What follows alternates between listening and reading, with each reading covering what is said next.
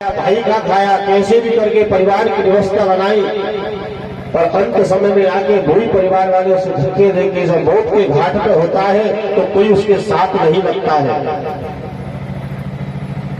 कि चल दिए चार के कंधों पे क्या अजब पाल की पाई है, मानव तब का फल भोग भोग दुनिया से आज विदाई है। अंत समय जब आता है तो पूरा परिवार साथ छोड़ देता है, कोई साथ नहीं जाता है।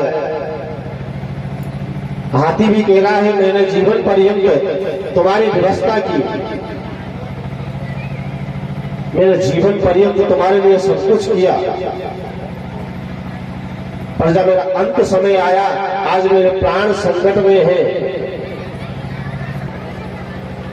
ये कौन थे? इनके अंदर से दिव्य ज्योति निकली और भगवान के अंदर समाहित हो गई।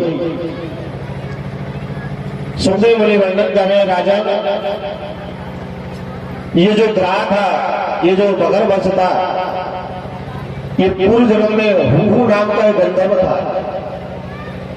यथा नाम तथो गुण, जैसा इसका नाम है हुहू, वैसा इसका काम था लोगों को मनोरंजन करना, हास्य विनोद करना, कोई रोता हुआ है उसे हंसाना। एक दिन की बात है कि एक देवर नाम के ऋषि थे, वो एक सरोवर में स्नान करने के लिए घुसे। जैसे उन्होंने प्रवेश किया, आपको क्षमा करो, वो ऋषि बोले मैंने आपको साथ दे दिया, वो तो वापस नहीं हो सकता, पर आशीर्वाद देता हूं तुम्हारा उद्धार करने के लिए भगवान हरि अवतार धारण करेंगे। सुखदेव मुनि कहने लगे राजन, ये जो गज था, जो हाथी था, ये द्रविड़ देश का पांडवी वंशी राजा इंद्रध्रुव था। एक दिन की बात है, ये राजा अपने आसन पर बैठा हुआ था। उसी समय इनके राज्य में अगस्त ऋषि आ गए। अगस्त ऋषि को देख के इनके मन में विचार आया, मेरा भजन का समय हो गया, अगर मैं ऋषि को देख लिया तो सोचेंगे भजन कर रहा है, कुछ नहीं कहेंगे और वापस चले जाएंगे। वो राजा ने नेत्र बंद कर लिए और भजन की मुद्रा में बैठे हुए हो, हाथी की तरह बैठे हो, जाओ तो हाथी बन जाओ। जैसे इस सांप के बारे में सुना, हाथ जोड़ के कहने लगे प्रभु मेरे अपराध को क्षमा करो। संत हृदय नवनीत समाना, संत का हृदय मक्खन के समान होता है। कोई नेक व्याकुल हो जाता है, दुखी हो जाता है, संत तुरंत प्रसन्न हो जाते हैं। कहने लगे महाराज जो मैंने साप दे दिया वो तो वापस नहीं हो सकता। कश्यप रूप धारण किया, बोलो कश्यप भगवान की।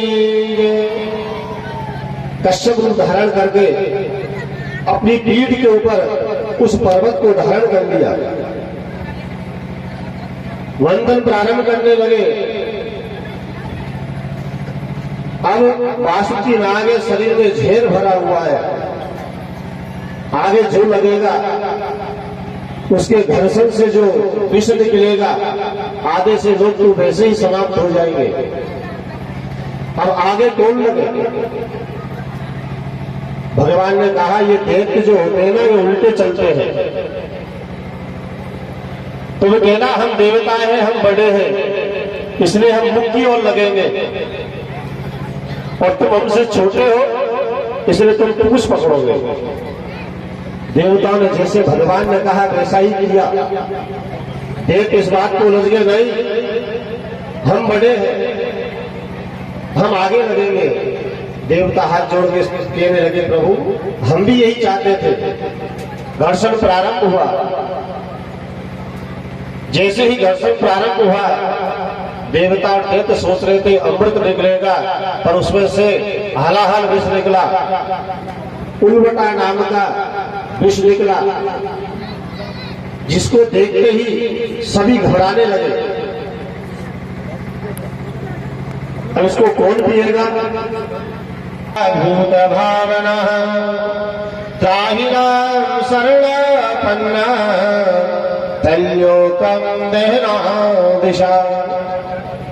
हे भोलेनाथ, हे प्रभु हमारी रक्षा करो। ये भी अंजलि में धारण किया और उसका पान करने लगे।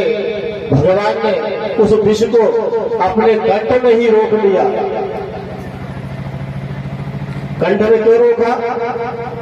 क्योंकि भगवान के हृदय में, भोलेनाथ के हृदय में भगवान के चरण स्थापित है। उन्होंने सोचा अगर मैंने इस विष को अगर हृदय में उतार दिया तो भगवान के चरण जल जाएंगे। दूसरा भावार्थ,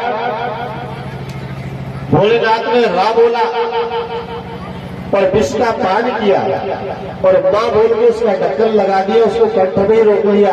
भगवान का कंठ नीला पड़ गया और नाम पड़ गया नीलकंठेश्वर। वो नीलकंठेश्वर महादेव की भोलेनाथ कहने लगे। वहां सुखदेव मुनि वर्णन कर रहे हैं राजन। फिर दोबारा से मंथन प्रारंभ हुआ। कामधेनु निकली, कामधेनु ऋषियों को दे दी गई। उच्ची सभा घोड़ा निकला, दैत्यों के राजा बलि ने ले लिया। कौस्तुभ मणि निकली, भगवान नारायण ने ले ली। ऐरावत हाथी निकला, उसे इंद्र ने ले लिया। चंद्रमा निकला, बाबा भोलेनाथ उसे अपने मस्तक में विराजमान कर लिया। रंभा निकली, उसे स्वर्ग में भेज दिया। पारिजात वृक्ष निकला, उसे भी स्वर्ग में भेज दिया। अब लक्ष्मी जी की बारी आई। लक्ष्मी जी का प्रादुर्भाव हुआ। ऐसा मनमोहक रूप देख के सभी आनंदित हो गए। सबकी इच्छा होने लगी, इसका वरण हम करेंगे, इसका वरण हम करेंगे। लक्ष्मी जी ने कहा ऐसा करो, सब लाइन से बैठ जाओ, जो मुझे पसंद आ जाएगा मैं उसका वरण स्वयं कर लूंगी। सभी देवी देवता देवता ऋषि मुनि सभी लाइन से बैठ गए। अब लक्ष्मी जी चलने लगी, संतों की लाइन में गई। दुर्वासा ऋषि को देखा, ये महान तपस्वी है पर इनमें कमी क्रोधी ज्यादा है। कब इनको क्रोध आ जाए कब ये मन में सोचा ये ज्ञानी तो बहुत है पर इनके आसक्ति बहुत है। इनके अंदर राज्य की आसक्ति है। हमारे चेलों का राज रहना चाहिए, वो सोचते हमारे चेलों का राज रहना चाहिए। भगवान के पास में गई और देखते ही देखते लक्ष्मी जी ने भगवान के गले में वरमाला डाल दी। मंगलम भगवान विष्णु मंगलम गरुड़ध्वज मंगलम पुंडरीकाक्ष मंगलाय स्तनोहरि। और देखते देखते भगवान के नेत्र द्वार से लक्ष्मी जी भगवान के हृदय में विराजमान हो गई। नेत्र प्रेम के द्वार होते हैं और भगवती प्रेम द्वार से होते हैं भगवान के हृदय में विराजमान हो गई। सुखदेव मुनि वर्णन कर रहे हैं राजन। आगे फिर मंथन हुआ तो मदरा निकली, बनना चालू कर दिया। जो पीते हैं दारू, ऐसा कहते हैं जिनके बाप पीते हैं दारू उनके बेटे लगाते हैं झाड़ू। शराबों में डूबे हैं न उभरे हैं जिंदगानी में और लाखों बह गए हैं इस बोतल के बंद पानी में। इसलिए इस चीज का विशेष ध्यान रखना चाहिए कि हमारा बालक क्या करता है क्या नहीं करता है। जैसा उसे संस्कार देंगे बालक का जीवन भी उसी प्रकार का हो जाएगा। एक शेर जी थे, उनको जुकाम हो गई, सर्दी हो गई, खूब दवाई दी पर सर्दी नहीं मिले। क्या किया जाए? उनके उसने शेर जी को देखा। एक सज्जन ने कहा महाराज बहुत परेशान हो, क्या हो गया? महाराज परेशान कहा है, सर्दी हो गई, खूब दवाई ले ली, खूब देसी दवाई ले ली, खूब काढ़ा बना बना के पी लिया पर सर्दी कम नहीं हो रही। वो सज्जन ने कहा महाराज ऐसा करो थोड़ी सी पी लो, सर्दी मिट जाएगी। वो सेठ जी ने कहा महाराज मर जाऊंगा पर पीऊंगा नहीं। सज्जन कह के चले गए।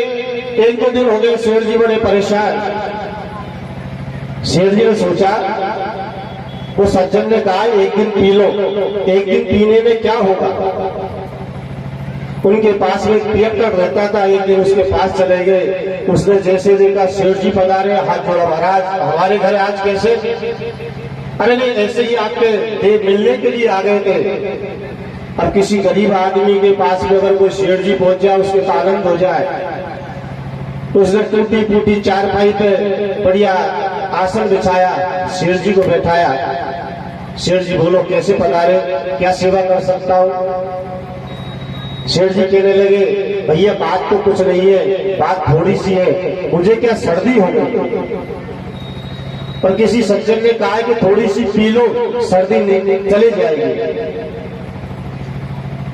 अब एक पियक्कड़ के पास में कोई रईस आदमी आके बैठ जाए तो आनंद आ जाए। उसने बढ़िया गिलास साफ किया, थोड़ी सी बनाई, सेठ जी को दी। सेठ जी ने हाथ में ली पर एक घुट में उसको पी गए। पीने के बाद में गिलास को नीचे रखा और उस सज्जन से पूछा भैया एक बात तो बताओ, मैंने जीवन पर्यंत कभी नहीं पी, आज पी ली, मैंने मेरा धर्म भ्रष्ट कर लिया, पर ये तो बताओ इसके पीने से सर्दी तो चले जाएगी। वो सज्जन ने कहा महाराज अरे मेरे घरवाली 300 बीघा जमीन